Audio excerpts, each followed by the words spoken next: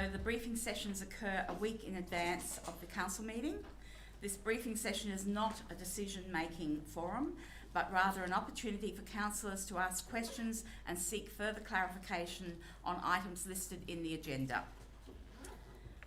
Kaya Marman, Kaya Yoga, Kaya Bridie, Yananuk, Nalak Karij Winji Alak Nini, Nalak Karij Nija Buja Bal, Wajak Nunga Buja Lalak Nini, Kura, Nijie Burawan. On behalf of the town of Bassendean, I would like to acknowledge the traditional owners of this land on which we meet, the Wajak people of the Noongar Nation. May their campfires burn forever. I would also like to remind people that our meetings are recorded and uploaded to the town's website. I'd like to move on to item 2, attendances and apologies. We have no apologies. And I'd like to ask if there are any requests for leave of absence. No. Declarations. I have a declaration for item 5.1, a proximity interest. And are there any other? Councillor Carter? Yes, I may have a impartiality interest in the 8.1. Any other councillors? Yes, I've got a financial or proximity interest in relation to item 8.5.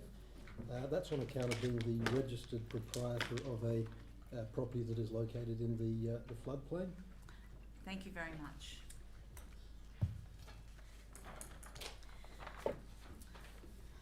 Okay, ladies and gentlemen, we'll move on to announcements. I have a few announcements tonight. Firstly, I would like to extend a very warm welcome to all councillors to this, our first briefing session of the new council. Congratulations and welcome to new councillors, Councillor Ames, Councillor Carter, Councillor Polifka and Councillor Wilding. It is really lovely to have you here. I would also like to acknowledge the incredible contribution made to this organisation over the past 6 years by Councillor Renee McLennan. When first elected in 2015, Councillor McLennan was the only woman in a council chamber dominated by men. And she certainly has been and is an inspiration to many young mums as she forges ahead with so many positive initiatives for our community. In the first 2 years as a councillor and the last 4 years as the Mayor of the town of Bassendean. Throughout that time, Councillor Renee McLennan has consistently and tirelessly worked to realise the aspirations of our community. She has established solid foundations for this new council to build on. I thank our Deputy Mayor, because Councillor McLennan has stepped down to be Deputy Mayor, as I consider myself very fortunate to have her still working with us in that capacity. So thank you, Councillor McLennan. We also have welcome to former Councillor John Gangel, who is also a former Mayor of this town. John left us to go and stand at the City of Swan, but we didn't have a chance really at that time to express our gratitude to John and all his years of service. So 16 years on Bassendean Council, including 2 years as Deputy Mayor and 8 years as Mayor. So John Gangel resigned from his position effective on the 13th of August 2021. Now John's family have been residents in the town of Bassendean for over 50 years. So he knows the place inside out. 3 generations of family, John's family, have lived here. He's raised and educated, employed in the Bassendean and Swan region, and John now lives in Midland. John was first elected to council in May 2005, was elected as Deputy Mayor by his fellow councillors in 2007, and then Mayor in 2009. At the time, he was one of the youngest mayors in local government and remained Mayor for 8 years until October 2017. Some of John's proudest achievements as mayor were being a part of the process to stop the state government's proposed amalgamation of local governments throughout the metropolitan area, the introduction of the Old Perth Road markets, the multi-storey mixed-use building at 85 Old Perth Road, and having the movies at Burswood established in Bassendean, for which we're all very grateful, John. Since his election in 2005, John has been a dedicated elected member who has been greatly involved with council and its committees, as well as the local community over his 16 years of service. And we wish him all the best in future endeavours. I'd like to acknowledge John's outstanding contributions with a plaque, John. Thank you very much, John. Thank you. We actually miss you. Oh, So- so the gift's not for me? No. Here I thought I'm being extra specially. Sorry. Oh, jeez, I tell you. Should get a photo.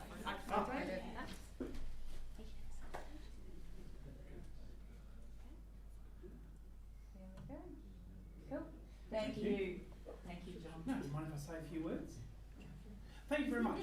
Look, it is great to be back. I mean, I have to say how the tables have turned. I know certainly in my last period of being mayor, the mayor now, Mayor Hamilton, would in fact be in the gallery quite frequently, and I would know that back in those days when 7 o'clock would come along, I would eagerly await to see if the mayor was present at the time. And I thought, she's not present, we're starting the meeting. And of course, never one to miss an opportunity. The mayor would come up the ramp there, sit in the gallery, ready to go, and we had a bit of toing and throwing back and forth. So congratulations, Kath, on turning the tables and now being in the mayoral position. It's a delight to be back. And obviously see everybody that has been elected and see the diversity in the town of Bassendean. Having experienced the city of Swan, let me tell you, there's nothing quite like Bassendean. Yeah. Nothing quite like Bassendean. It's very quaint. It's a very nice atmosphere.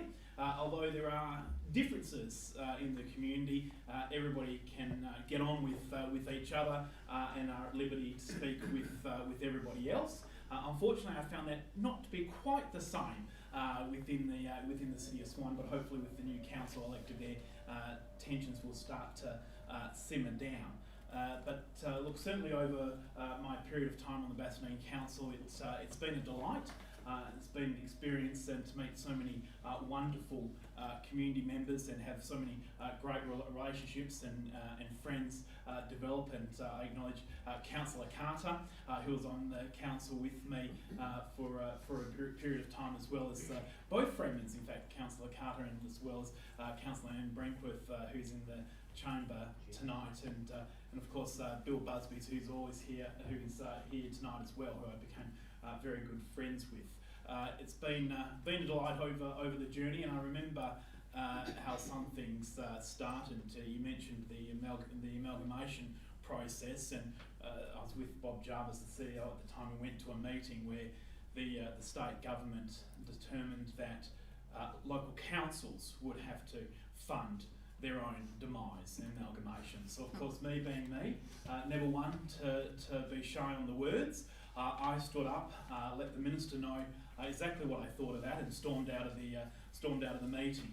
I happened to storm out, and out the front was Jessica Strutt, the ABC journalist, and she put a microphone in front of me, and she asked me what I thought of the minister's announcement. To which I replied, well, quite clearly, the Premier has served up a shit sandwich on a silver platter. And the Minister is saying, please Premier, give me more. Well, local government is not going to take it and not going to accept it. So fast forward on, probably 8 months after that, the Minister was at a mayoral dinner at the City of Swan that I happened to be at, and at that stage they had decided that they weren't going to progress with the amalgamation process. So the Minister stood up and said, well, we all know my good friend John Gangel was here tonight. the Mayor of the town of Bassendean, and well, at the start of the process, he said I was eating a shit sandwich. Well, I'd hate to think what I'm eating tonight. So it's always great to have humour in local government and in government. I think I had somebody say to me that when you lose your sense of humour, that's the time when it's time to leave and time to exit. But I do sincerely wish everybody all the very best. There's some big horizons for Bassendean, and obviously needing to get the town centre master plan finalised, and certainty around that is paramount. And I look forward to the town flourishing, and again wish you all the best in your new role, Mayor Hamilton, and all the best to the councillors as well. And I'd just like to make one special announcement. Somebody I met along the way, along my journey, was Nella Fitzgerald, who I've had delight in doing many different festivals with Fringe and the like in the town, and I got to experience her or attend her daughter's wedding on the weekend. So you certainly do meet lifelong friendships along the way. So enjoy your time on council. It is immensely rewarding, and of course I'm always available should you need any advice or an MC for any event. Wonderful. All the best. Thank you.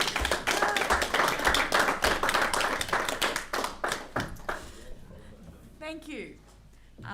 Continue with announcements. I just have two small announcements.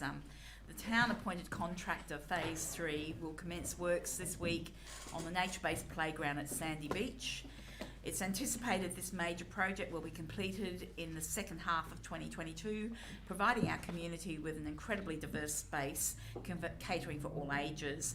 A new jetty, bike track, racks and drinking fountain have already been installed recently, preceding the new toilets and playground in the coming year, plus additional native plantings, beds that are going to be part of the upcoming works. So we all look forward to this wonderful space that will attract and connect people with that natural beauty of that area. I'd also like to remind everyone that Seniors Week begins on the 8th of November with a range of free activities planned and delivered in conjunction with our local 55 plus community group. So that should be an excellent week for many of the people in our town to make connections. So moving on, we have petitions, item 5.1, which I have a proximity interest in, so I'd ask the Deputy Mayor if she would like to come up for that item. Thank you.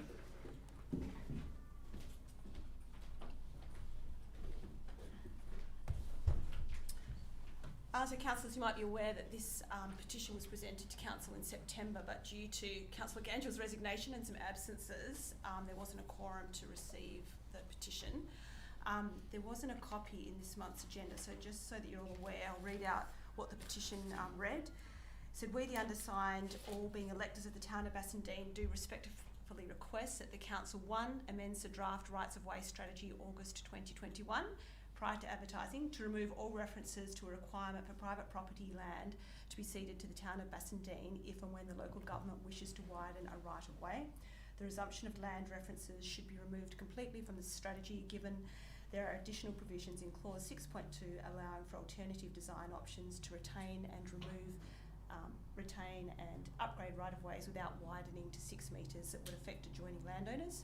2, amend the draft strategy for rights of way number 5 from upgrade to close. And 3, as soon as practicable, provides the petitioners with all relevant information pertaining to the closure of right of way number 5, including estimated value of the land to be determined by the Valuer General, to assist in facilitating potential amalgamation of the land into adjoining lots. So the head petitioner is actually here with us this evening, Mrs. Seidel, who's from 55 Broadway. So we'll be asked next week to receive the petition and for it to be considered as part of the submissions received for the draft rights of way strategy. But are there any questions tonight for the staff on the petition? Councillor Polifka? Yes, just in relation to the undersigned people, just so that we have certainty when we deal with this on the next occasion, have they been verified as being electors of the town? I understand that's the case. Yep. Thank you. Any other questions? Okay. Someone let Councillor Hamilton know.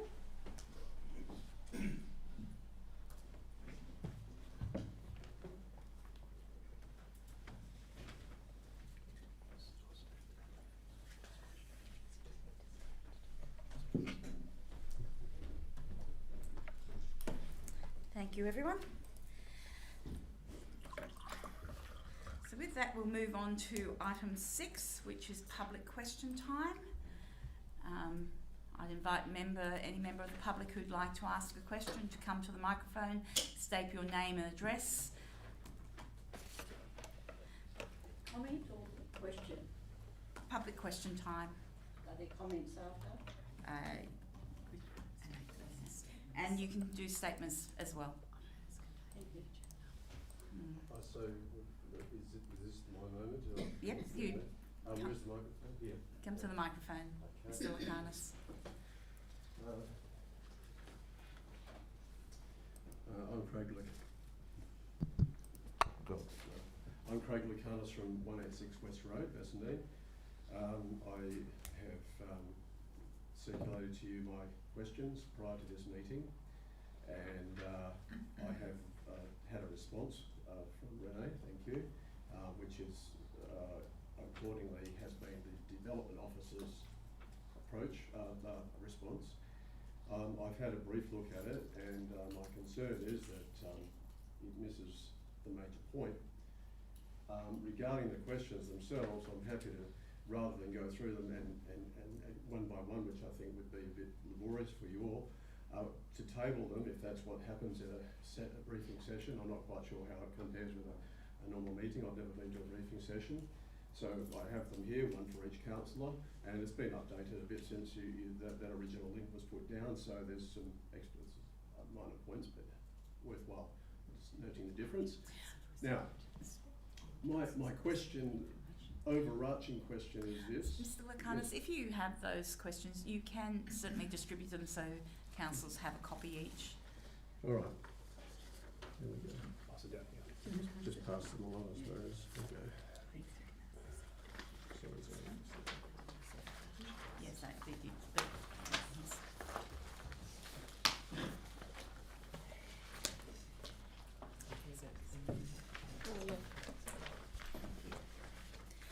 Sorry to interrupt you, Mr. Lakanis. Continue. In the response that I was able to look at, the central question is not covered, and that is this: the Development Office cannot, on behalf of DEWA, make the promise that development that's gone on in the floodplain for decades and allowed to go on for decades and accepted in the flood fringe will not continue, and that's that you cannot make that promise on behalf of DEWA, and I don't think that's a tractable. That's an intractable problem. So if you're going to shift from a local planning policy to a state planning policy, you're giving up the certainty of that local planning policy that has been enjoyed by people who wish to develop in the floodplain for decades. Now, I don't think there's any response to that. So I table my questions. I don't expect answers to each and every one of them. However, I think the questions are also information that the Development Office has not provided to you for your consideration of this item. The question, the essential question that I just raised is not even dealt with in the discussion paper that you've put out for the November 2 meeting. So I'm filling in the gaps and asking you whether or not you're going to throw people in the floodplain who have development rights, if you're going to throw them under the bus or not. And that really requires a good deal of deep thinking on your part, because I think you have to ask who you represent. Do you represent an arm of government, or do you represent your residents here? And I'm going to leave it at that, and leave myself open to your questions of me that may ensue between now and the next and the council meeting. If anyone wishes to contact me in relation to any of the questions I've asked, please do. I've already had a response on behalf of the Development Office from Renee. Sorry if I'm using first names inappropriately here, but I'm willing to countenance any other questions or any other responses. But that one central question has not been answered. And I just finished with saying, my experience through this whole process in the floodplain, my experiences with DEWA have taught me everything I need to know about what to expect if we get SPP 2.9 lumped on us. And if you think that going to SAT without the town's support is going to be a winner, well, have you been there? I don't think you have. When you've got every authority against you, including your own town, you cannot win an application, a challenge to an application, a refusal. You can't. And that's just a fact. And I've lived through that together with my neighbour, and I've lived through the last 3 to 4 years of dealing with DEWA, and I can tell you it's been a hell of a ride, and it's in the hands of the Ombudsman at this moment. So I will leave, unless you have questions of me, I'll happily just walk away, but I'm happy to stay for questions. But I think I've given the one question you have to ask yourselves is, you cannot make a promise on behalf of DEWA in relation to the ongoing acceptability of development. Accept that. So what are you going to do next? Are you going to throw us under the bus, or are you going to try to fix it? So I'll leave it with, that's my final word on that. So I'm open to questions if you wish to ask any of me. So, Mr. Lakanis, I believe that you're doing a deputation next week at the OCM. Correct. So councillors would normally listen to your full deputation, Yes. and ask questions at that period of time. Okay. This is a briefing with just questions and statements. I think you were originally going to do a deputation here today, but you... Never. No, okay. I've got it wrong then. It's possibly better if councillors can hear your full deputation next week and ask questions in that forum. Would you be okay with that? Of course. I, as I say, I haven't been to a briefing session. I don't know if it's a two-way thing or a one-way thing. I ask questions, but normally you would answer them, and I'm not asking for your answers because I believe that there's too much to consider here for you to, pick and choose. Have a look at the whole thing, and ask yourselves if I'm wrong on this. I guess, and I invite any councillor who wishes to contact me to do so. And I just point out too that in terms of contact of your contact with me, in the last council, I sought for councillors to talk with me about things that have now turned out that we've won, right? So, for example, the first point in that question, and I've got a document there from the DG of DEWA, the new DG, saying we are now flood fringe down there, we're not floodway anymore. So I sought the discussion with councillors in the last council, and only one took the trouble to come to talk to me and walk with me as I talked, as I could show them the situation. Only one. Everyone else hid behind, I can't talk to you, you're a developer. Now, that surely has to be questioned, and I'll leave you with that thought. If you don't want to talk to me, that's fine, but if you think that you can't talk to me because I'm a developer, then that's a problem, and you've got ways around that. You can talk to me, and I invite you to talk to me. If you want to know more, if you want more information than you're getting, then talk to me, please. I'm here. Thank you, Mr. Lakanis. I believe all councillors did receive your email today. So, thank you. Mr. Blanchard, if you'd come to the microphone. Thank you. Terry Blanchard, 5 Devon Road. I've got interest in only 2 items tonight, but what I want to ask you is, do I ask questions when the item's being considered, or have I got to have it in question time? Question time, sir. So you ask your questions now. Okay.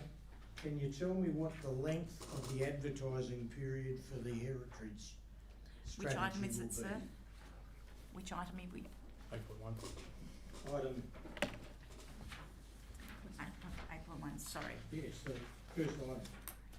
Because the heritage strategy survey, I just couldn't read it before we started the meeting tonight. And I'm just wondering, you're going to put it out for advertising, don't have a problem with that.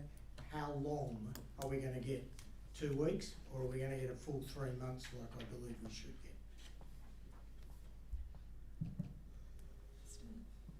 Gibson? Through you, Madam Mayor, there is no prescripted timeframe required, so it would really be at the discretion of council how long it advertises this matter for, but given the volume of the document which you've identified, it would likely be in the vicinity of 6 weeks at least, using the right-of-way strategy as a guide. I think that's in the vicinity of 5 or 6 weeks, so I'd suggest a similar would apply in this case. We certainly understand that the document's fairly voluminous, and would not be simply providing only 2 weeks. It'd be a reasonable time.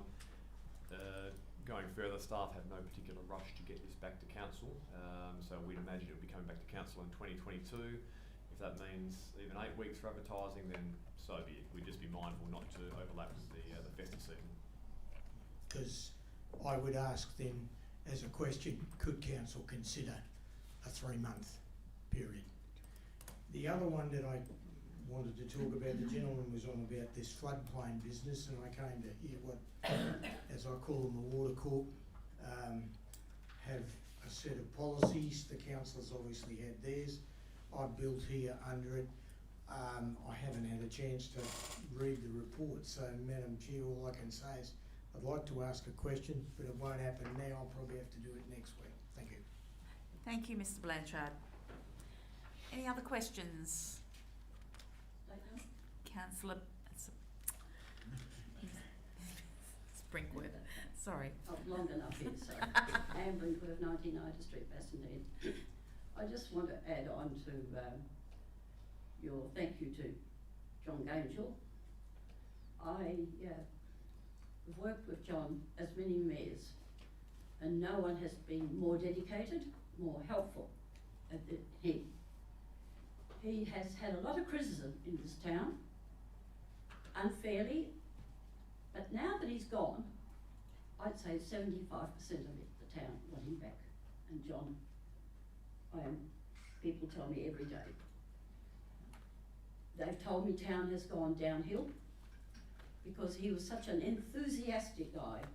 And I tell you what, you couldn't stop him. Sometimes he'd take me home and I'd say, John, just ease up. No. And I can tell you now that if it hadn't been for Bob Jarvis, the CEO then, and John Gangel, you wouldn't be here now because we would be with Bayswater. They were relentless in taking us over. We were so thankful that the western suburbs didn't want to be amalgamated, and that's why the minister called it off. But on behalf of the Bassendean people, I'd like to thank John very much.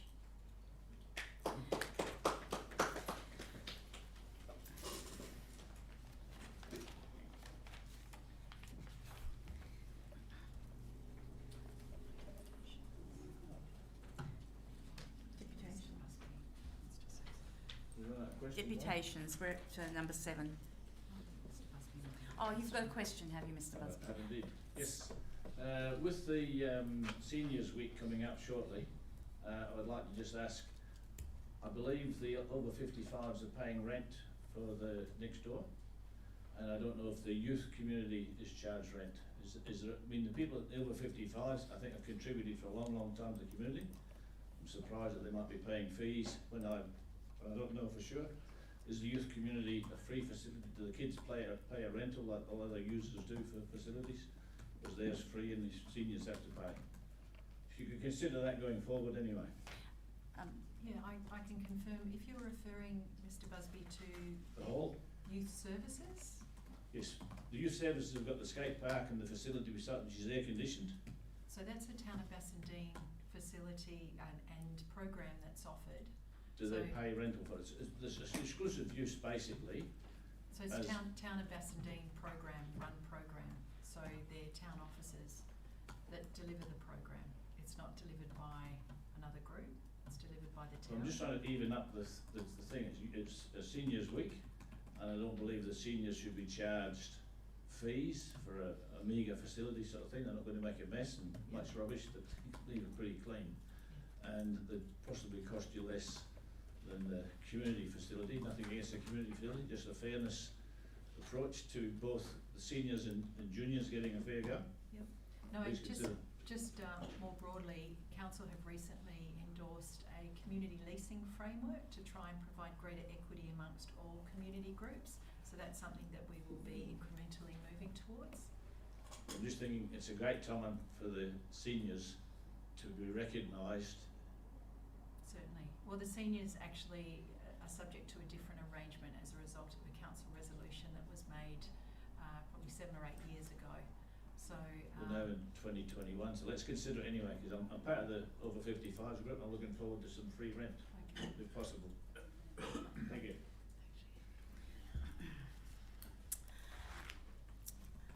Okay, we'll move on to reports now. So the first report is item 8.1, draft local heritage survey. I'll invite Mr. Gibson to provide further information or an overview. Thank you, Madam Mayor.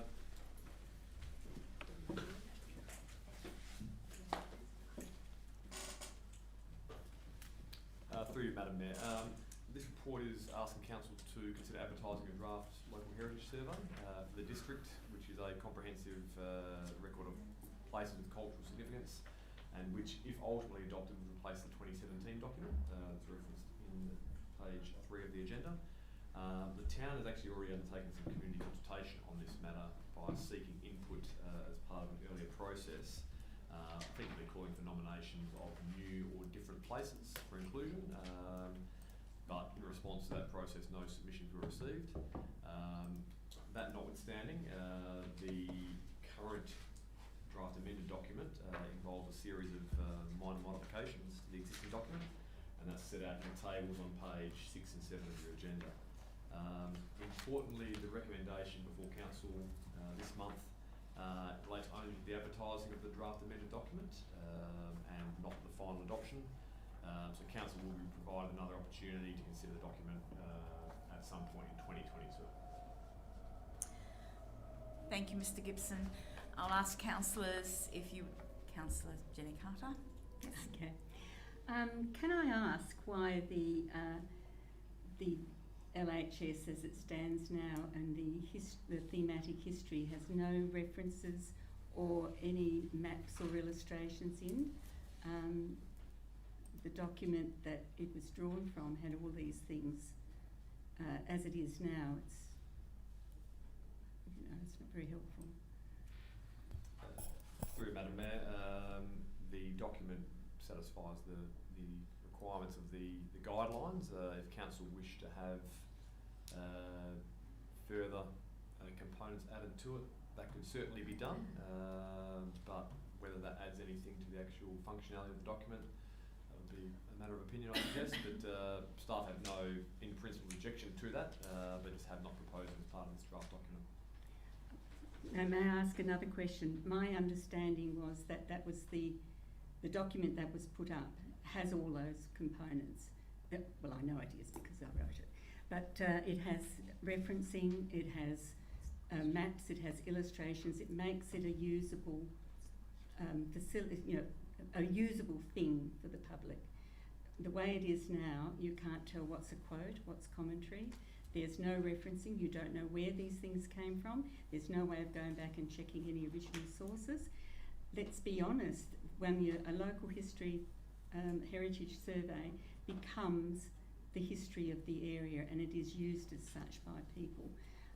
So no, it's not just whether it complies, because it does ask for a history, and usually they are components of a historical document. So my question is, why? But first of all, why were they stripped out? And secondly, can we put them back in, please? Through Madam Mayor, I suppose I've provided the answer for the first part. Staff didn't consider it necessary, but if Council wish to add it in, absolutely, Council could make a decision to that effect, yes. Can I follow with a question there to add this material in? Would that substantially take a significant amount of time, or I'm just curious about the volume of work that would entail and the timeline that would entail? Through you, Madam Mayor, I shouldn't think so. I don't think it's a major sort of undertaking to add those in. So if council wish for that to occur, that we could make that happen. Okay. Any other questions from Councillor Polifka? Thank you. So I've had a look at the list, and from that I just wanted confirmation that there aren't any additional properties on the list as compared to the previous iteration. Is that correct? Through Madam Mayor, yes, that's correct. A few properties have been removed on account of the demolition that's occurred in the intervening period. But the changes are sort of highlighted on pages 6 and 7. And in relation to the community consultation, is that open to discuss the changes that have been made to the document or to the document in its entirety? By way of example, if somebody were dissatisfied with their inclusion on that list from the previous iteration, would it be open for them to agitate that matter as part of the consultation process? Through Madam Mayor, they could, basically both. Obviously, staff have provided an opportunity already, which sort of delivered no submissions, but for those that may have missed that or didn't feel it necessary to make a submission at the time, the next or the intended next consultation period would still provide them a subsequent opportunity. Thank you.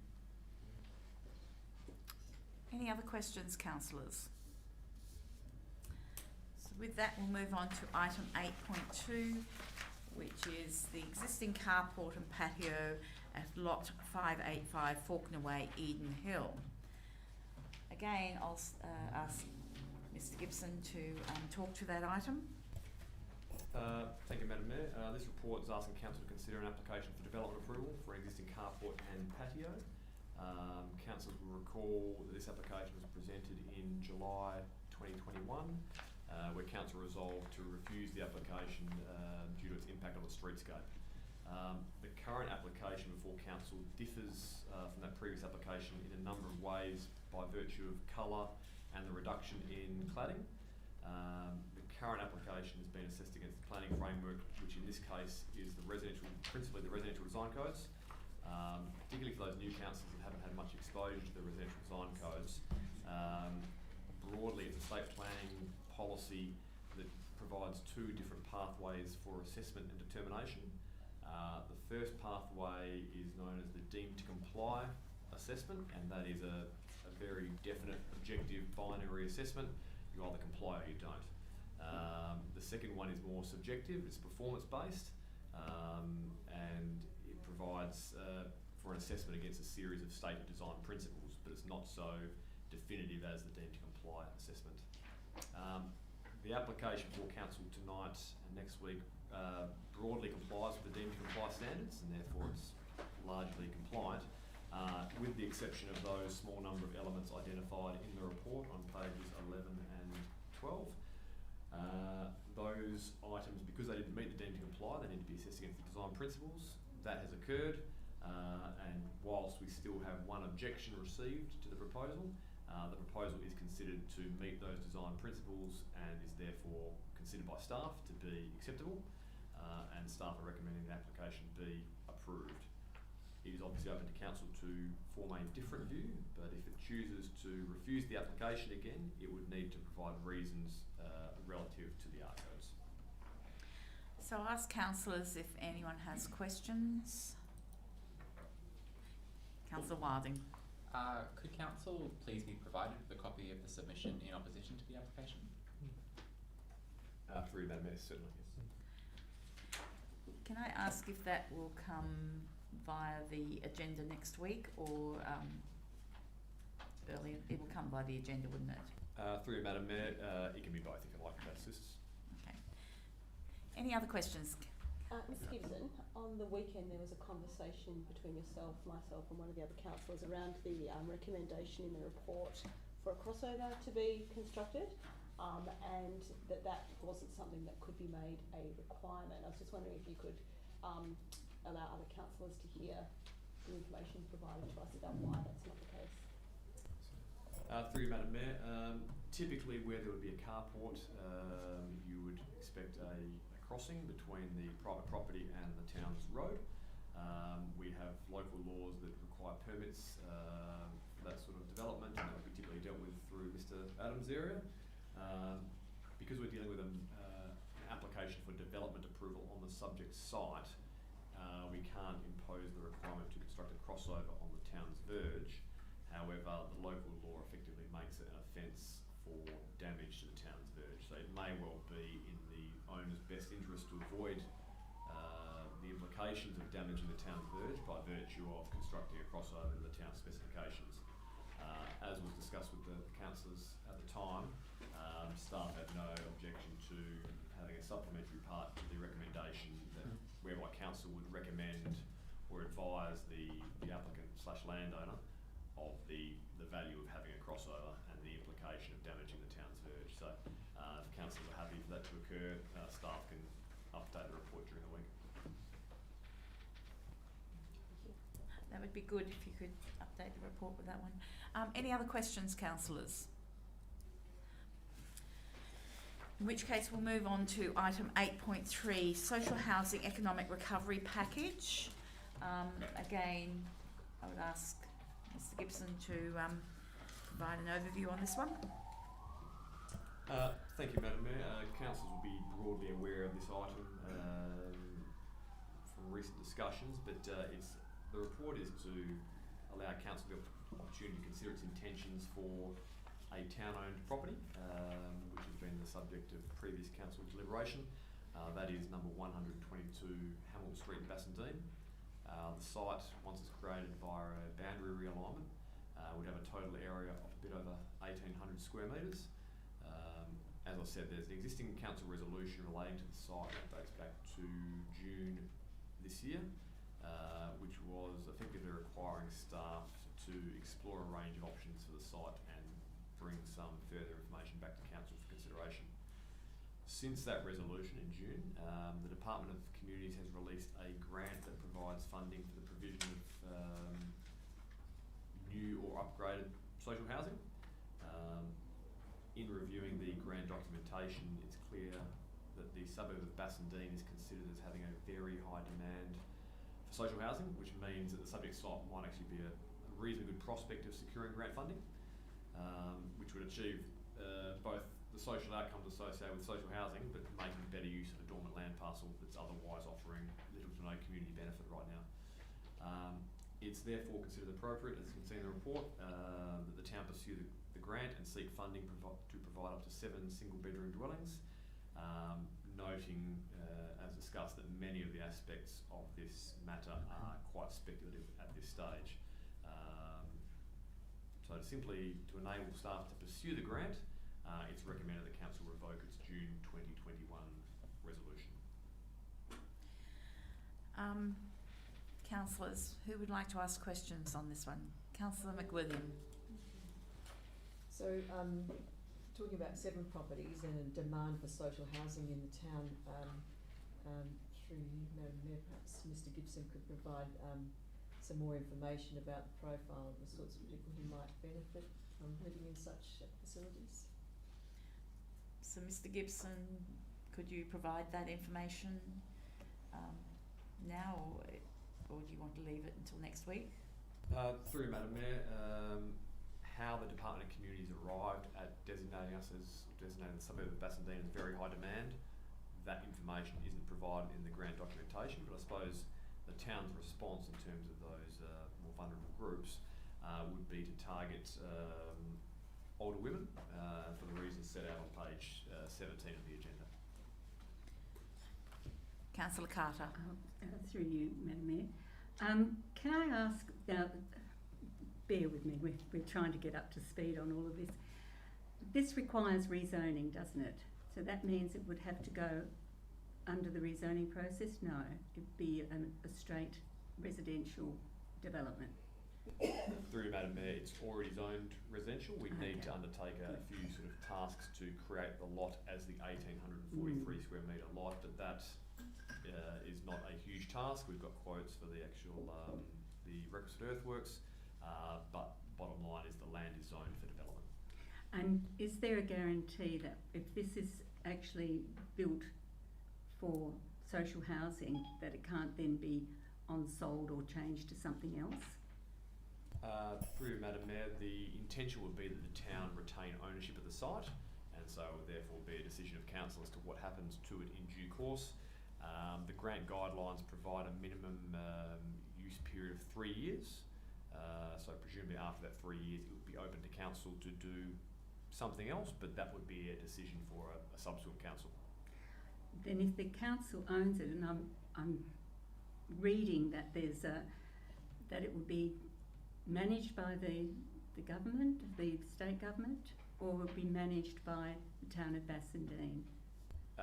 Through you, Madam Mayor, it'd be the latter. It'd be the town of Bassendean, but in all likelihood, if we were successful and this materialised, we would look to outsource that task to a community housing provider, which is regulated by the Department of Communities. So whilst the town would be the landowner and the town would, I suppose, be undertaking the task, it would outsource it. Thank you very much. Further questions, councillors? Councillor Wilding. Thank you, Madam Mayor. Mr Gibson, the report suggests that this would be a source of revenue for the town, but then goes on to state that the management of the actual asset would be outsourced to a third party. Has the administration done any modelling on the financial return for the proposal? Through Madam Mayor, no.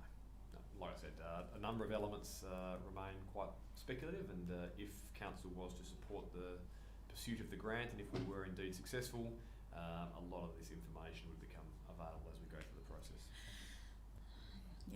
Given that the property is an investment and that carries a degree of risk, and that the nature of the housing being social housing means that there's limited recourse in the event that the asset is damaged, can the administration rule out the possibility of the proposal resulting in a financial loss for the town?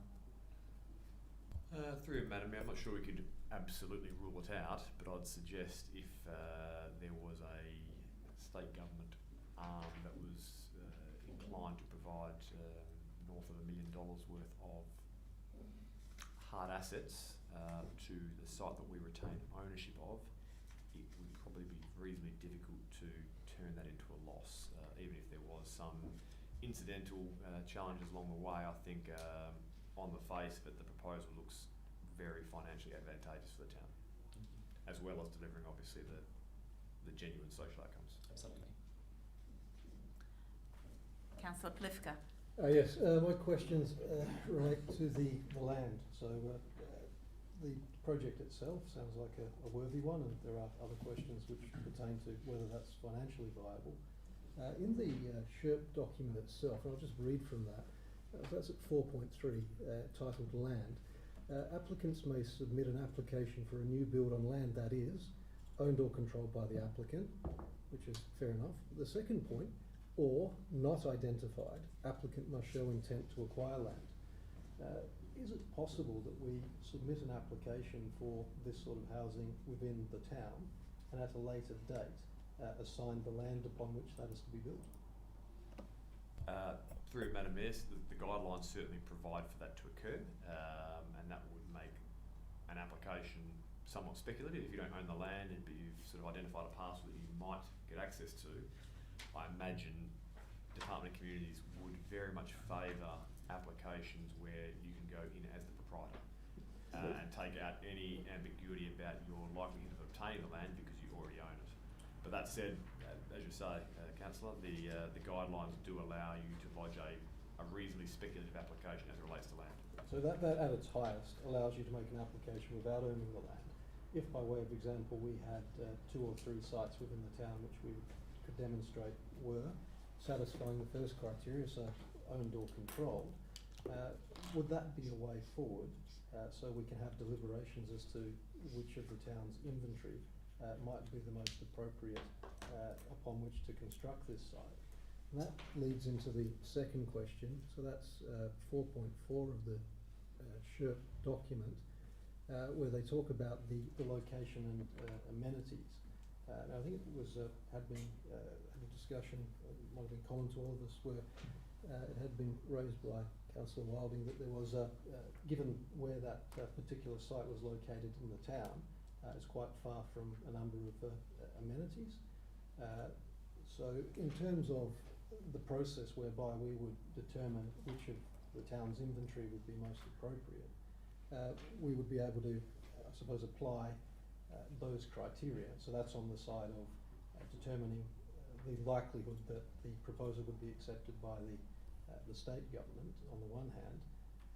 In terms of other considerations for the town though, would we also weigh against that the potential return on each of those sites, should they be made available to the open market or the development community? Would that be something which would be factored into our decision-making process? Through you, Madam Mayor, I suppose there's a lot there as a question, so I'll respond and hopefully the answer's somewhere in there. We have a property at Hamilton Street. It is of a good size, 1,800 square metres, a bit over.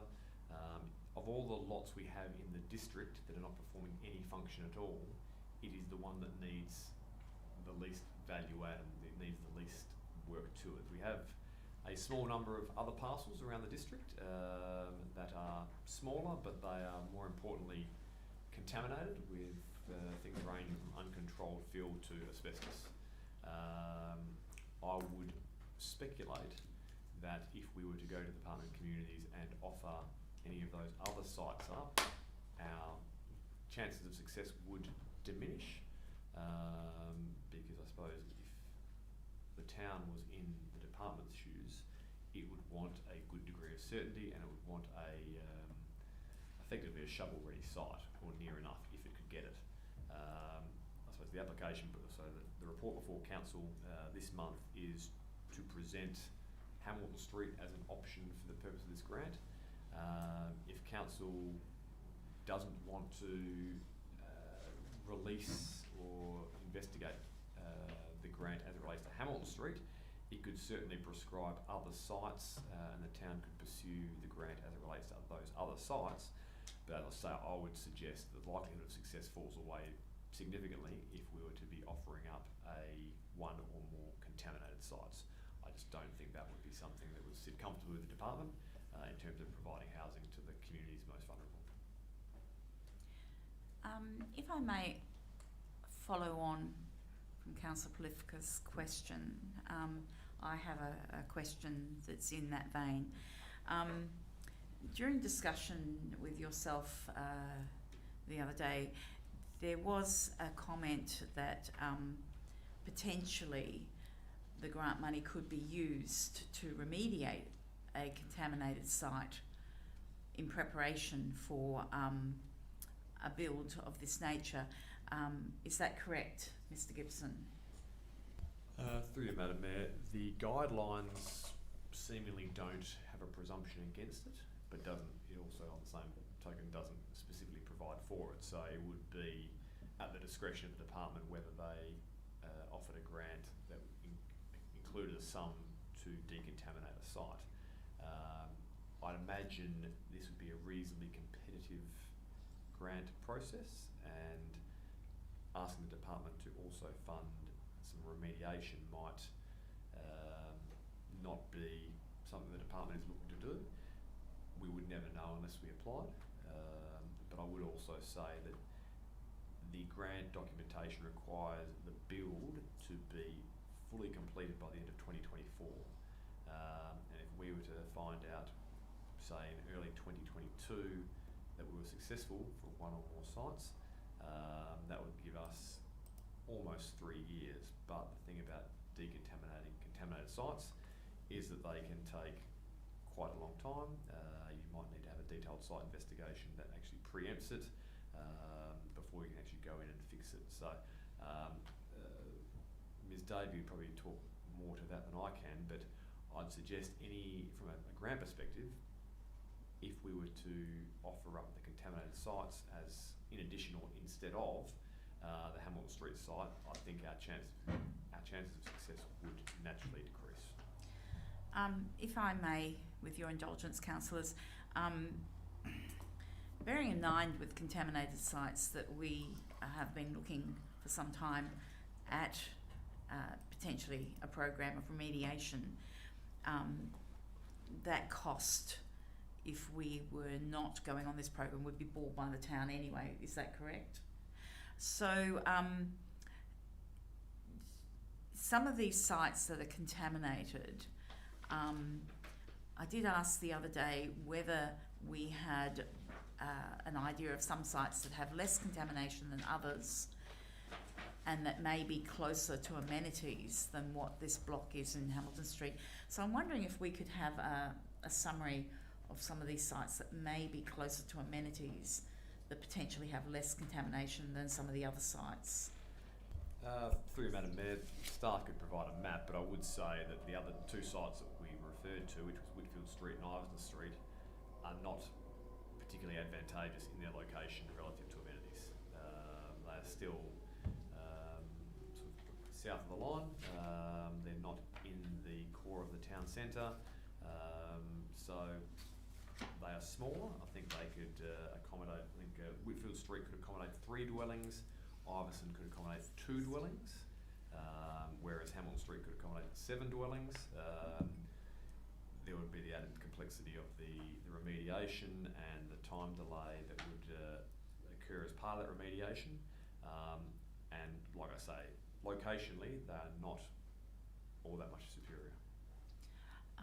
Other councillors with a question? So your line of questioning has prompted another question, Madam Mayor. Through you to the Director, I think there was a minimum amount of time that a proponent had to commit to make this housing available, and that was 3 years, was it? So in terms of how we might potentially make a contaminated site more attractive, it would be open for the town to essentially outcompete other proponents and offer maybe, say, a 50-year tenure. Would that be something which would make that proposal more attractive and potentially weigh in our favour, notwithstanding the shortcomings that you've outlined of the contaminated sites? Through you, Madam Mayor, quite possibly. Obviously the guidelines set out the minimum.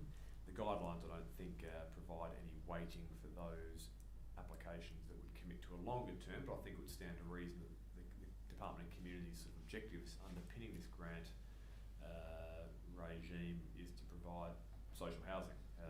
So if a proponent was to commit to a longer term, that may well be advantageous as part of the application process. Councillor McWilliam. Yes, through you, Madam Mayor, to Mr Gibson again. Is there a shovel-ready date that we have for these projects? Because generally these things have to move fairly quickly. Government prefers that. So do we know when that would be? Through Madam Mayor, yes, they need to be complete by the end of December 2024. But the sites that have the commencements of their build, isn't that the shovel-ready point? Through Madam Mayor, I don't believe so. I think they've provided a broad time frame of when the grant application is due, when they'll be determined, and when they need to be delivered. And I think they're the key dates. Okay, thank you. Thanks, Madam Councillor Mayor. Ames. I might wrap things up, but through Madam Mayor to Mr Gibson, what are the ramifications in the consultation, if any, that has to be done or is being done regarding the current tenancy on 120 Hamilton Street, regarding, I suppose, what the town would like to foresee as social housing in the area? Through Madam Mayor, I suppose there hasn't been any consultation to this point, because I suppose this is almost the first check-in on the matter. Obviously Council had a decision made in June this year, before staff were able to fully action that the grant became available, and the first thing I suppose we've done is try to bring that to Council to see if Council is keen to pursue the grant, or whether it wants staff to take the action provided for in the Council decision of June. I would suggest there's probably not a lot to communicate unless and until we get the grant. We could, if Council were to resolve broadly in accordance with the staff recommendation, we could communicate that to nearby landowners, but given that it's quite speculative, there might not be a great deal of value in that. It might be something that's best held over until a point that the town finds out if and when it's successful in the grant application. So broadly, Councillor, there's been no public consultation, and the only engagement we've really had is with councillors. Councillors, with your indulgence, I'd like to ask a further question. Given the fact that the town of Bassendean is a smaller local authority with limited resources, Will a project such as this one, in what is a tight construction market with scarcity of skilled labour, will this have a negative impact on our other projects if we are stretching ourselves to this project in preference to other projects that are in our long-term project planning? I'm curious about how this project may impact our other aims. Through you, Madam Mayor, I suppose this project hasn't been contemplated in the CVP for obvious reasons. It's only recently become available, but it may well have an impact, and for that reason, I suppose it would be open to the town to seek external assistance if required. That might be a short-term contract for a project manager. It might be changes to the workforce more generally, but that is able to be sort of weighed up if and when the town was successful in the grant application, if it indeed pursued it at all. So broadly, to answer the question, yes, it could have an impact, but there are ways of mitigating that impact. And I do have a follow-up question. The Hamilton Street site was originally the subject of what was going to be a land swap, and eventually that land swap did not happen for a multitude of reasons, and in the end, Council purchased land within the 4A scheme area, which required a drawdown of over $1 million from our infrastructure reserve. Now, at the time, I asked questions about the value of the Hamilton Street site, the potential sale of that site. Would it generate more revenue to potentially go back into the infrastructure reserve? So I query how healthy are our reserves if we are not following forward on a process that reflects the original resolution of Council. Through you, Madam Mayor, I'll probably let Mr. White take the second part of the question, but in terms of the sort of ill-fated land swap, the town's change of tack to actually just undertake a straight purchase, I believe the sale price was in the vicinity of $720,000, not $1 million. Oh, sorry, I'm thinking of the other one. You might Yes, think of Eden Hill, yes, yeah, sorry, that apologies. sale. Yes, you're right, But- and it was plus GST, yes. But in terms of the health of the reserves, I will probably defer to Mr. White if he's able to respond.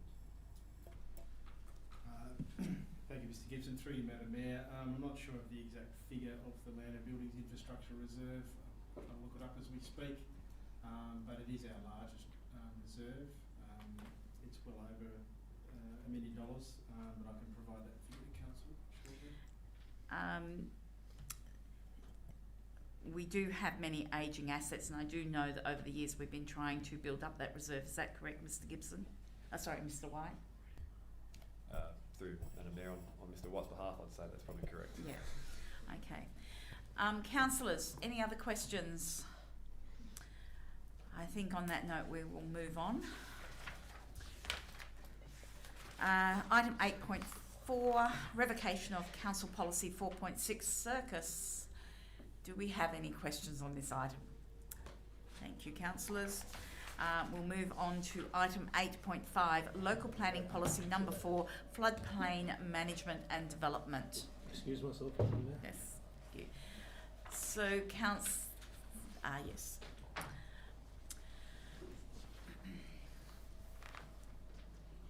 So, councillors, do we have any questions? Oh, sorry, we'll ask the officer to provide an overview on this one first.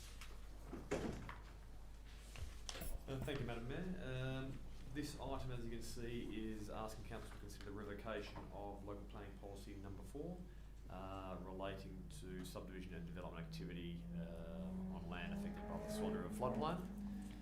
There is, as you can tell from the gallery, considerable history to this matter, and that dates back to 2008 when this policy was first adopted. More recently, in August last year, Council resolved to advertise a draft amended policy, and that, as set out on page 23 of the agenda, resulted in 16 submissions, 8 objecting to the draft policy, 7 providing comment, and 1 supporting the intent of the draft policy. From a linear timeframe point of view, as part of the advertising period, the Department of Planning, Lands and Heritage advised that it was preparing a new state planning policy relating to broad water planning matters. It also recommended that the town hold off on any further action on LPP4 until such time as the department had released the new SPP. The release of draft SPP 2.9 occurred August just gone, which has prompted the town to review the draft amended LPP4 against that draft policy. The assessment is captured in the officer report, and it's been concluded that the local planning policy is now not required, and local planning policy number 4 can be revoked, with all subdivision and development guidance to be provided by SPP 2.9. Going on to the comments that were made by Mr. Lakanis earlier, he was true in part that we cannot guarantee any approvals, and we cannot make any guarantees or undertakings on behalf of the Department of Water and Environmental Regulation. But that is as it is now. The town cannot guarantee any approvals now. The only way to guarantee an approval is to in fact apply for one and obtain one. I do note one of Mr. Lakanis' neighbours has done just that, and has lodged an application for subdivision approval, which the town supported on the basis of the revised mapping, which the gentleman referred to, and it's based on the discussion we had with the department in the last day or two. That's likely to be approved in the next week or so. So whilst we can't guarantee anything, it's certainly not a case that approvals are unattainable, because his neighbour has obviously proved that you can obtain an approval from the state government in relation to subdivision. There is a hierarchy at play here. State planning policies sit above local planning policies, and it's not the town's place or ability to have a local planning policy that seeks to undermine or contravene a state planning policy. Staff, as I say, have assessed the our policy against the draft SPP 2.9, and everything that we would have included, they have included. Therefore, our policy is effectively redundant. Whilst council could, there's no major harm in having the policy around necessarily, but it is potentially confusing for those that want to find information and navigate the planning system. We're of the view that it would be neater for all concerned if there was simply one policy tool, and that would be SPP 2.9. So for that reason, we recommend it be revoked. Councillor McLennan. I note that the state planning policy number 2.9 is still in draft form, so I take it that your expectation is that it will be adopted largely as has been drafted? Through Madam Mayor, yes, that's correct. I suppose having seen a few of these over a good number of years, once the department releases them for comment, they typically find a way to be approved. In addition, in the planning system, if a draft framework is advertised for public comment, it is thereafter deemed a seriously entertained planning proposal, which is, I suppose, a long way of saying it's de facto operational. As soon as it hits the public for public consultation, it becomes usable, and you're able to rely upon it to make decisions. So now that the department has released it publicly and is seeking public comment, it is a seriously entertained planning proposal. We would be obliged to use it in any event because of that, and therefore to reduce duplication and perhaps confusion, we suggest it's appropriate to revoke LPP4. And if I can also ask, you mentioned that the neighbouring property had sought approval and the town supported their application. With Mr. Lakanis' adjoining property, given the revised flood mapping, would the town be likely to support a similar application for his property? Through you, Madam Meg, quite possibly. I think they have a similar sized lot.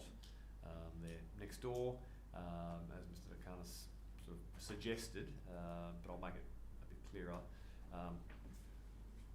In that precinct at the southern end of West Road near Villiers Street, the state government has recently revised their floodplain mapping to effectively reduce the burden on those properties by changing it from floodway to flood fringe, which means it's more developable and reduces the burden that applies to floodways. So that has been a win for those landowners, and as I say, one of the landowners has sought to immediately act upon that and is very close to getting a subdivision approval. So it would probably be reasonable to assume that a similar outcome could await Mr. Lakanis if he made the application. Thank you. Any other Councillor Carter? Yes, and forgive me, because I'm trying to get my head around this. It's a fairly complex document. Can you say when you're saying that we should revoke our existing local planning policy number 4, you're asking us to do that at the next meeting without the draft policy being made permanent? Isn't that a bit premature? Through you, Madam Mayor, staff don't think so. Like I say, it's very likely that the SPP will be adopted, in which case the town will be obliged to apply it irrespective of any of its own policy settings.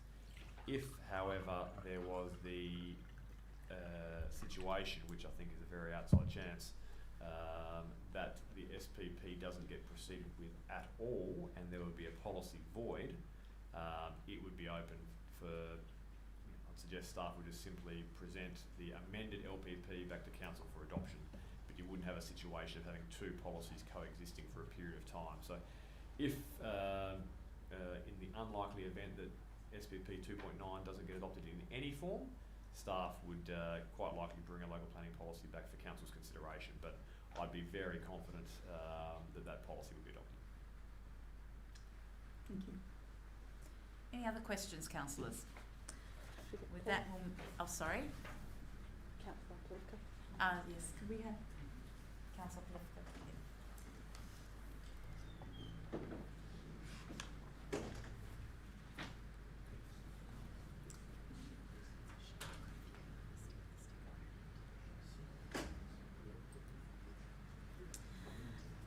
So, councillors, we'll move on to item 8.6, which is the draft amended local planning policy number 12, developments within street setback area.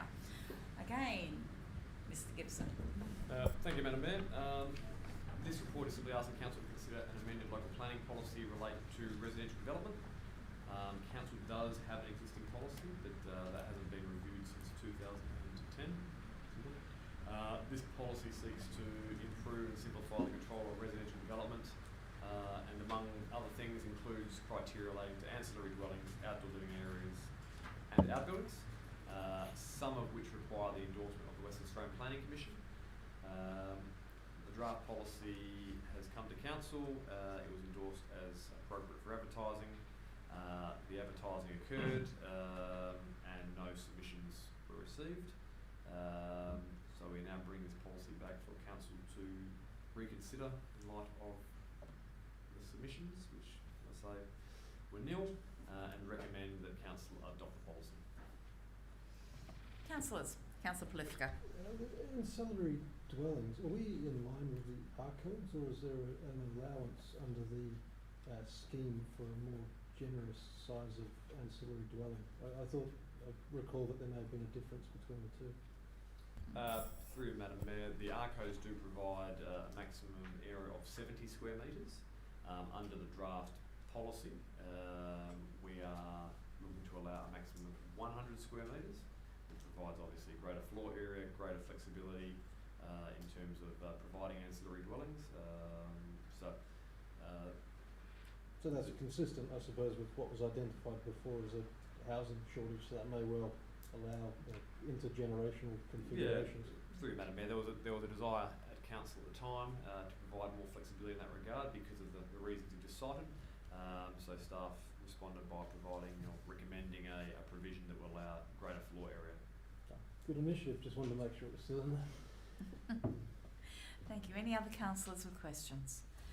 Okay, we'll move on to item 8.7, which is Walga Energy Sustainability and Renewables Project Phase 1, Renewable Energy. Nicole Davies will be speaking to this item. Thank you, Madam Mayor. So the purpose of this item is for Council to consider the supply of renewable energy through part of the Walga Energy and Renewables Project for a 3-year period commencing the 1st of April 2022. So we need to provide a response to Walga by the 18th of November. So the purchase of renewable energy is one way of achieving carbon neutrality, which is a direction of the Strategic Community Plan. And there is a current budget in this financial year, but because the offer extends for 3 years, that's the reason that council approval is required.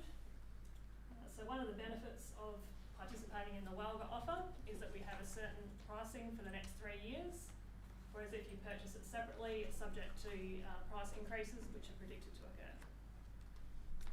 Thank you. Councillors, any questions? Councillor McLennan. Thank you for that. I noticed on page 36 there's a table for the pro rata forecast cost for the financial years.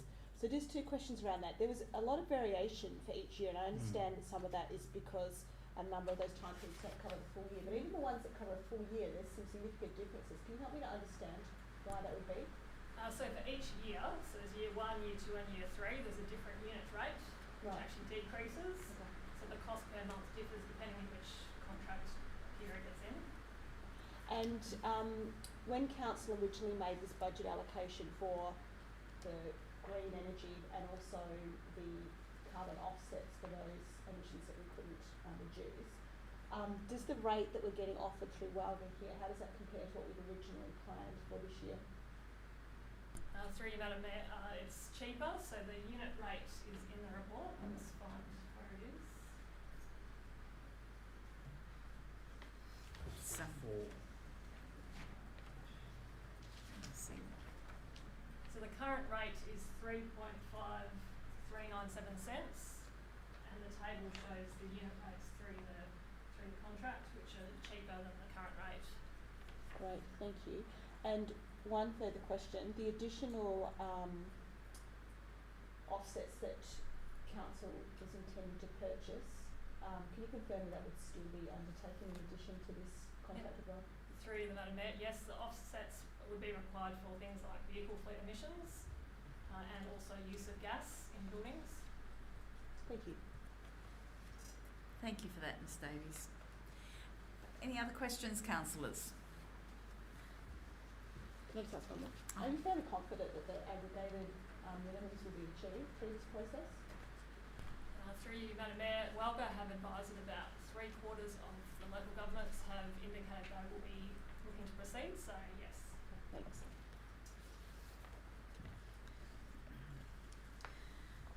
Councillors, we'll move on to the next item, which is item 8.8, Walga elected member superannuation. Apologies. CEO will speak to this one. Thank you, Madam Mayor. So Walga has circulated to member councils a draft policy proposal advocating that elected members be paid superannuation. And through this proposal, Walga seeks to address this historical anomaly that is seeing elected members denied a benefit enjoyed by the broader workforce. It's also noted that given community expectations and the time commitment of serving on or leading a council, many elected members are sacrificing opportunities for paid work to serve their community. It is hoped that payment of superannuation would lead to greater interest and greater representation on council by people from traditionally underrepresented demographics. Some other jurisdictions in the eastern states have already committed to go down a similar path. The proposal is for the Local Government Act to be amended to facilitate the payment of superannuation in addition to fees and allowances. A question relates to whether the proposed amendment to the Act should mandate local governments to pay superannuation, or whether the decision to pay should be a decision for each council. To achieve the objectives of the superannuation system and avoid politicisation of the decision at a local level, the proposal from Walga advocates the payment of superannuation should be a universal entitlement and therefore a requirement of local governments. The cost associated with superannuation with a proposal for the town of Bassendean equates to an additional $19,424 per annum, which will increase incrementally each year based on adjustments made by the Salaries and Allowances Tribunal. The officer report supports WELGA's recommendation to the Minister for Local Government that the Act be amended to require local governments to pay super to elected members, and it will be considered by the zone meetings in November and then the State Council of WELGA in December. Thank you for that. Any questions, councillors? With that, we'll... Actually, I've got a question, Madam Mayor. Yes. And that's, that would just be through the standard statutory superannuation rate? Based upon the calculations, yes, thank you. So paid similar to employees. No further questions, councillors? We'll move on to item 9. I don't believe there are any motions of which previous notice has been given. 8.9. The meeting dates. Oh, sorry. 8.9, skip the page. Yes, meeting dates. Any questions on this one? Yes, Councillor Carter.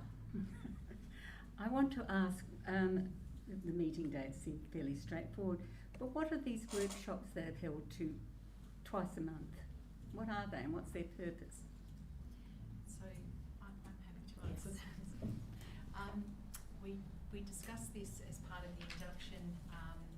So for example, in February, leading up to the budget, a number of those workshops are dedicated to the planning and budgeting cycle.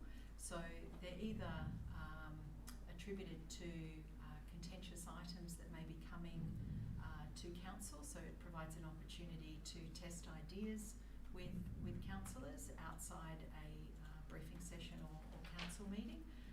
They're also for planning purposes. If there are ideas that we wish to propose and get some early feedback from. So really an opportunity to get together, sometimes for professional development purposes. So they can be used for a number of different purposes. We do have some workshops coming up. For example, council will be receiving a briefing from state government on a hydrology study of Ashfield Flats. We're also presenting to council, prior to bringing it to council formally, the town centre master plan draft report. So there are items like that, usually of a large nature, that we require early input from councillors. Through you, Madam Mayor. Yes, I can understand that, and that's fairly reasonable when you're getting a big project up, when you're, it's at early stages. But I'm surprised that it has to be factored in twice a month. What would be the reasons for having so many frequent meetings? The reason I ask, and there is a reason, is that we are required to be transparent. We are required to be open. Now, these meetings are not there's no agenda, there's no minutes. There's nothing to tell the community what these meetings are about, what these workshops are about. And I find that a bit problematic. I can understand scheduling series of workshops to go through some really big issues. I cannot understand why you need to schedule them twice a month. And I still don't get from your answer, sorry, CEO, I don't get from your answer why that has to be so formalised in that respect. Sorry, forgive me. I don't understand from your answer why it has to be formalised and why it has to be so frequent.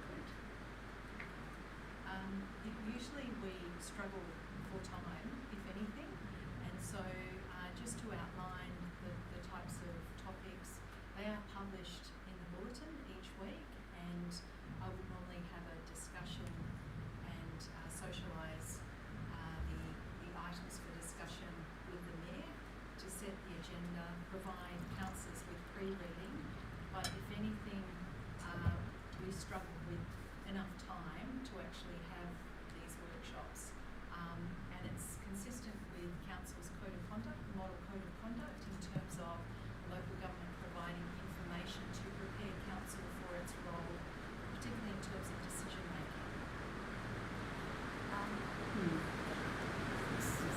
noisy.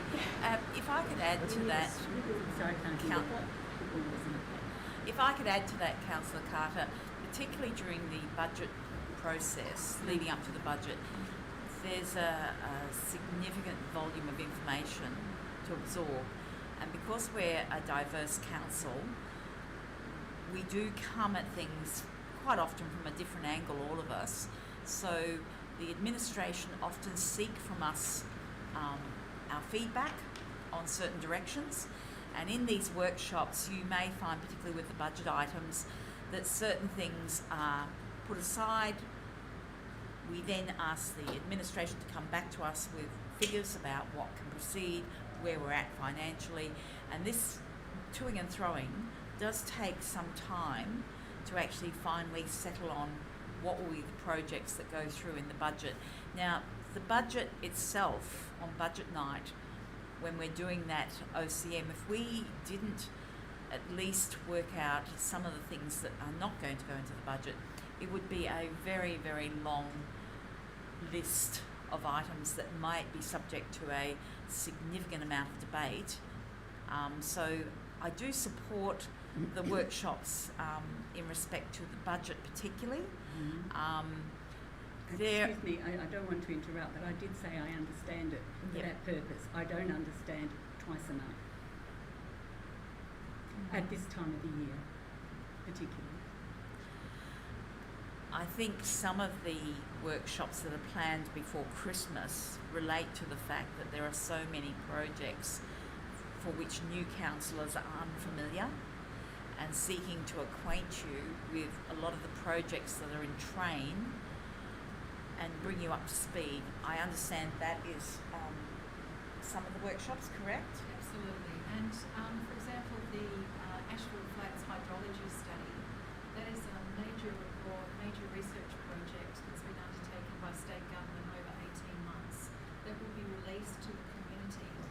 The idea of state government coming and briefing council is that you can then be receptive to any concerns expressed by the community, and you're armed to provide feedback. The Town Centre Master Plan project has been running for almost 18 months. And I'm conscious that we have a number of new councillors that haven't been on that journey with us. So we have a consultant that's been involved in that engagement, coming and providing councillors with an understanding of how we arrived at where we are, what the survey results mean, how that led to certain findings being made, etc. So that when it does come to council, you've got that background. So many of the workshops are built around some of those bigger issues to really arm councillors so that they can be receptive to community feedback and be, I guess, ahead of it rather than, reacting and what's that all about. So. Well, at the risk of being tediously repetitive, I understand that, and I would say they are perfect reasons to hold workshops. As I said, there's none of that in here. You're not saying that we're having the workshops in November or February or whatever for specific purposes. They're just the workshops, and they're scheduled in, and we're meant to, I presume, turn up on that night without, I'm sorry, I still don't understand why it would have to be scheduled in, as every 2 weeks we have a workshop. It doesn't seem to make a whole deal of sense. It's a lot of work for staff, and I can't understand why we would put that burden on people.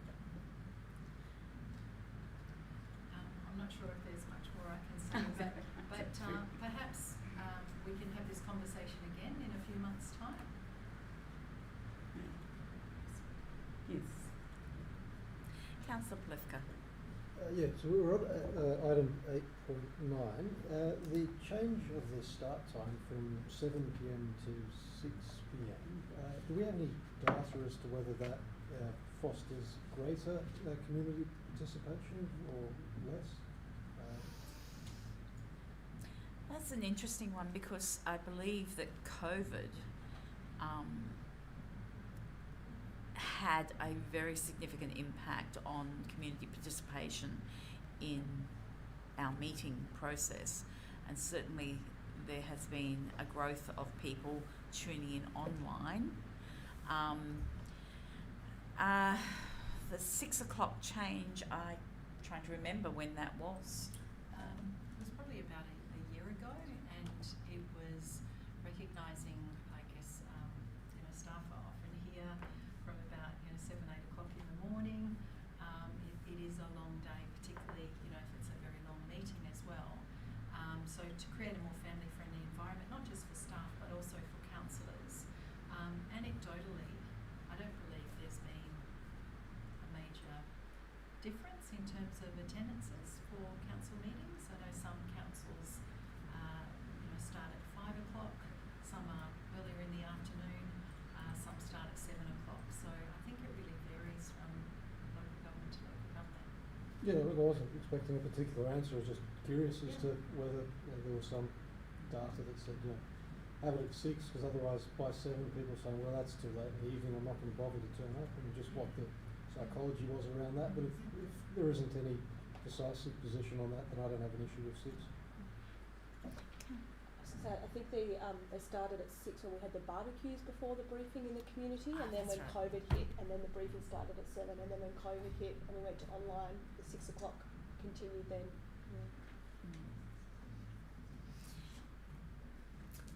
Madam Mayor, what would be the process or the conversation for those in the room to adjust the time further to bring it earlier? Move an amendment. I think we could discuss that at the beginning of a workshop, perhaps. Sure. So, I mean, these are things, the dialogue between councillors and the CEO is fluid, so we can discuss this certainly. Sure.